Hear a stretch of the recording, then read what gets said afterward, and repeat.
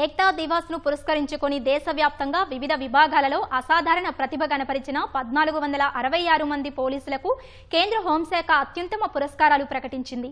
వీరిలో పహల్గాం ఉగ్రవాదుల ఏరివేత ఆపరేషన్లో పాల్గొన్న 40 మంది జమ్మూ కాశ్మీర్ పోలీసులు, సిఆర్పీఎఫ్ సిబ్బంది కూడా ఉన్నారు. వివిధ రాష్ట్రాలు, కేంద్రపాలిత ప్రాంతాలలోని పోలీసులు సహా కేంద్ర బలగాలను కేంద్రీయ గృహమంత్రి దక్షతా పథక్ 2025కు ఎంపిక చేసినట్టు కేంద్ర హోంశాఖ తెలిపింది. ఈ అవార్డు అందుకోనున్న వారిలో వివిధ ఆపరేషన్లు, దర్యాప్తు, ఫోరెన్సిక్ సైన్స్ విభాగాలలో విధులు నిర్వహిస్తున్న పోలీసులు ఉన్నట్లు పేర్కొంది. పహల్గాం దాడికి పాల్పడిన ఉగ్రవాదులను ఏరివేసేందుకు భారత సైన్యం, జమ్మూ కాశ్మీర్ పోలీసులు, ఇతర భద్రతా దళాలు సంయుక్తంగా ఆపరేషన్ మహాదేవ్ చేపట్టి విజయం సాధించారు.